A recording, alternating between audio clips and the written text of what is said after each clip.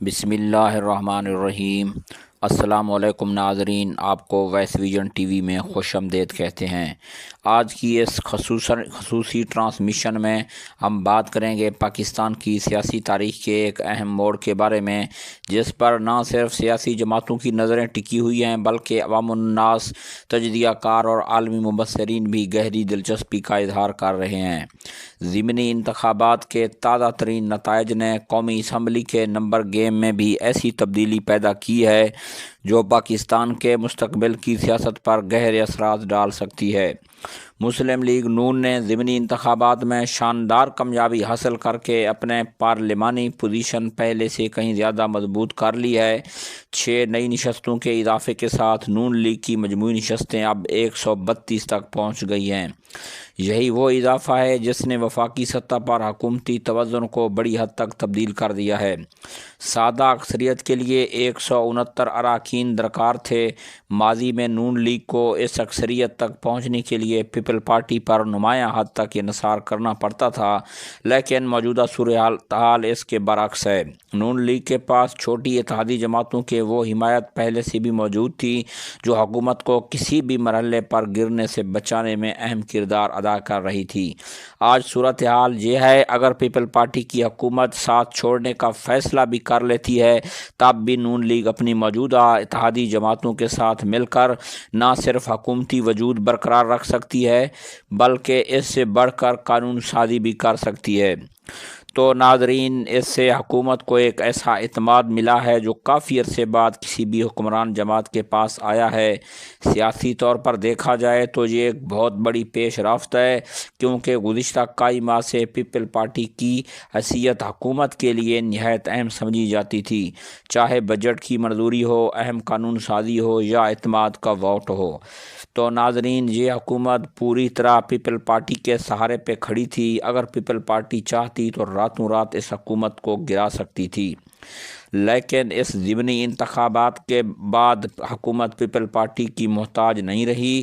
اب people party کے بغیر حکومت کسی بھی میدان میں قدم رکھ سکتی ہے، لیکن اب یہ صورتحال نون لیگ کے لیے اور حکومت کے لیے بہت فائدہ مند ہے۔ اس لیے آج حکومتی کیمپ میں یہ احساس پایا جا رہا ہے کہ اب وہ اپنی پالیسیوں اور منصوبوں کے فیصلے زیادہ آزادی کے ساتھ کر سکتے ہیں، کیونکہ پارلیمانی عددی اکثریت انہیں سیاسی تحفظ فراہم کر رہی ہے۔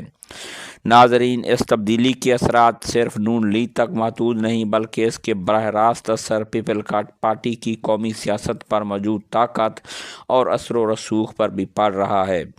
اس سے پہلے پیپل پارٹی حکومت کو بلیک میل کر سکتی تھی، حکومت کو حقیقت میں گرا سکتی تھی۔ پیپل پارٹی کے بغیر حکومت بے بس تھی۔ یوں سمجھیں کہ پیپل پارٹی نے حکومت کو بیساکھیوں کا سہارا دیا ہوتا۔ اگر پیپل پارٹی راتوں رات بیساکھیاں کھینچ لاتی، حکومت دھڑام سے گر سکتی تھی، لیکن اب صورتحال یکسر تبدیل ہو چکی ہے۔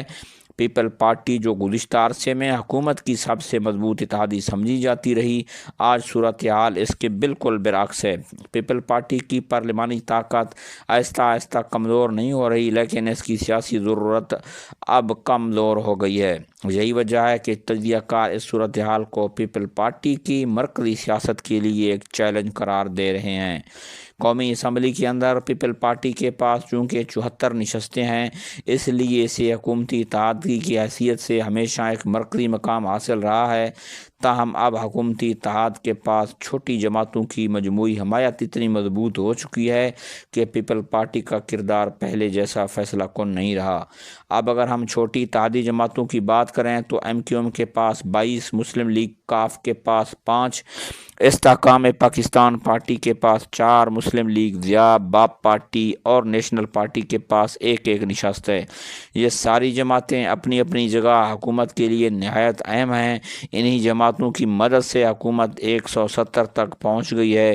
چونکہ سادہ اکثریت کی حد 1 نمبر زیادہ ہے، اس سے 1 نمبر زیادہ ہے۔ اگر سیاسی منظر نامے کو مزید گہرائی سے دیکھا جائے تو ایک بات واضح نظر آتی ہے کہ اس وقت پاکستان میں سیاسی مقابلہ نہایت دلچسپ صورتحال اختیار کر چکا ہے۔ ایک طرف حکومت ہے جو مضبوط ہو رہی ہے، دوسری طرف اپوزیشن ہے جو طاقت میں تو کم ہے لیکن سیاسی طور پر خود کو فعال ثابت کرنے کی کوشش کر رہی ہے۔ اپوزیشن کے پاس مجموعی طور پر 89 نشستیں موجود ہیں، جن میں سے 75 پی ٹی آئی کے حمایت یافتہ اراکین کی ہیں، جبکہ 10 نشستیں جے یو آئی کے پاس ہیں۔ اپوزیشن کے پاس آواز بلند کرنے کی گنجائش ضرور موجود ہے، لیکن نمبر گیم کے میدان میں حکومت کو فی الحال کوئی براہ راست خطرہ نظر نہیں آ رہا۔ اب صورتحال یہ پیدا ہوتا ہے کہ اس صورتحال کے بعد پاکستان کی آنے والی سیاست کس سمت میں جا سکتی ہے۔ ایک امکان تو یہ ہے کہ نون لیگ آنے والے مہینوں میں اپنی پالیسیاں زیادہ خود مختاری کے ساتھ نافذ کرے گی۔ وہ اپنے منشور کے مطابق منصوبوں پر عمل درآمد تیز کر سکتی ہے، کیونکہ اب قانون سازی میں اسے کسی بڑی رکاوٹ کا سامنا نہیں ہوگا۔ دوسری طرف پیپل پارٹی کی کوشش ہوگی وہ اپنی سیاسی ساکھ کو برقرار رکھے اور حکومت سے مذاکرات کے ذریعے دوبارہ ایک مضبوط اتحادی کا کردار حاصل کرے۔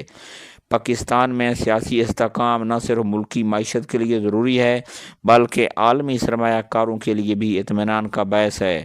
گزشتہ کچھ سالوں میں سیاسی عدم استحکام نے ملک کی معاشی ترقی کو شدید متاثر کیا ہے، اس لیے اگر حکومت واقعی ایک مضبوط اکثریت کے ساتھ اپنے فیصلے کر پاتی ہے تو یہ ملک کی معیشت کے لیے خوش آئند ہے۔ اس وقت نون لیگ کے لیے سب سے بڑا چیلنج یہی ہے کہ اسے پارلیمان میں عددی قوت اب مل چکی ہے۔ وہ عوامی سطح پر بھی اپنی مقبولیت واپس لا سکے گی یا نہیں لا سکے گی، یہ اس کے لیے ایک چیلنج ہے۔ چونکہ وہ ابھی زیادہ بااختیار طریقے سے فیصلے تو کر سکے گی، تو اس فیصلوں کے ثمرات اگر عوام تک پہنچ جائیں تو اس سے نون لیگ عوامی سطح میں اپنی مقبولیت واپس لا سکتی ہے۔ اور دوسرا اس کو یہ چیلنج ہے معاشی میدان میں بھی اس کو بہتری لانا ہے، بے روزگاری پہ بھی اس نے قابو پانا ہے۔ تو یہ وہ سوالات ہیں جو ہر پاکستانی کے ذہن میں موجود ہیں، جن کے لیے جواب آنے والے چند مہینے تک سامنے آ جائیں گے۔ آخر میں پاکستان کی سیاست اس وقت ایک نئے دور میں داخل ہو چکی ہے۔